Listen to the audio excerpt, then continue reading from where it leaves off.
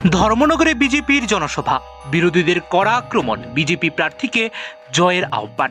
আসন্ন 56 নং ধর্মনগর বিধানসভার উপনির্বাচনকে সামনে রেখে শুক্রবার ধর্মনগরের নয়াপাড়া মোটর স্ট্যান্ডে বিজেপির উদ্যোগে এক বিশাল নির্বাচনী জনসভা অনুষ্ঠিত হয়।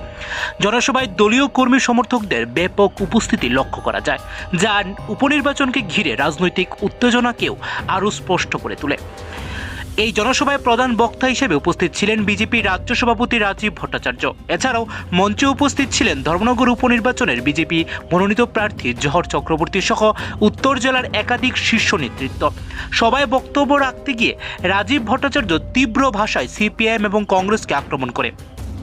তিনি অভিযোগ করেন, সিপিআইএম দীর্ঘদিন ক্ষমতায় থেকেও এই রাজ্যের সার্বিক উন্নয়নে ব্যর্থ হয়েছে এবং শুধুমাত্র বিভ্রান্তিমূলক রাজনীতি করেছে।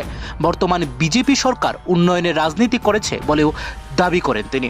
রাজ্যের সামগ্রিক উন্নয়নের বিকল্প একমাত্র বিজেপি, তাই ধর্মনগরের সর্বস্তরের ভোটারদের উদ্দেশ্যে আবেদন জানান তিনি। আগামী 9 এপ্রিল অনুষ্ঠিত ধর্মনগর কেন্দ্রের উপনির্বাচনে বিজেপি মনোনীত প্রার্থী জহর চক্রবর্তীকে বিপুল ভোটে জয়ী করার জন্য আবেদন জানান উনি।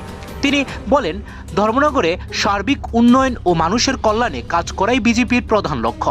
সভা শেষে দলীয় কর্মীদের মধ্যে ব্যাপক উৎসাহ উদ্দীপনা লক্ষ্য করা যায়। বিজেপি নেতৃত্বের দাবি, এই জনসমর্থনই আগামী নির্বাচনে তাদের জয়ের পথ সুগম করবে।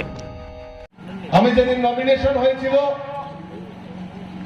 সেদিনও আমি আসছিলাম, কিছু সময় বক্তব্য রাখার সুযোগও পেয়েছিলাম, কারণ ওই দিন আমার আবার দিল্লি যাওয়ার ছিল, পার্লামেন্টে যোগদান করার কথা ছিল। তাই এইখান থেকে আমি সোজা চলে যাই আগরতলাতে। তাই বক্তব্যটা আমি খুব একটা পরিষ্কার দিতে পারিনি, আর বলেছিলাম যে আপনাদের মাধ্যমে আবার আসবো এবং এই যে কংগ্রেস এবং সিপিএম এর যে দুঃশাসন আপনাদের সামনে তুলে ধরবো, তার জন্য আবারও আপনাদের সামনে এসেছি। এবং আমি দৃঢ় বিশ্বাস, আমি ভোট আপিল করার প্রয়োজনীয়তা নেই, কারণ এত মহানুভ, এত নেতৃত্বরা এখানে উপস্থিত রয়েছেন। ওনারা অলরেডি ওনাদের বক্তব্য ছোট ছোট মিটিং করে যাই করে মানে ভোট আপিল ওনারা করেছেন এবং জহর চক্রবর্তীও প্রত্যেকের বাড়িতে গিয়ে ভোট আপিল করছেন। আমার ভোট আপিল করার প্রয়োজনীয়তা নেই, কারণ আমি দৃঢ় চিন্তা বলতে পারি যে 9 তারিখে মানুষ তৈরি হয়ে গেছে। ধর্মনগরের মানুষ জহর চক্রবর্তীকে পঞ্চিলে ভোট দিয়ে ত্রিপুরা বিধানসভায় পাঠাবে, সেই সংকল্প করে নিয়েছে।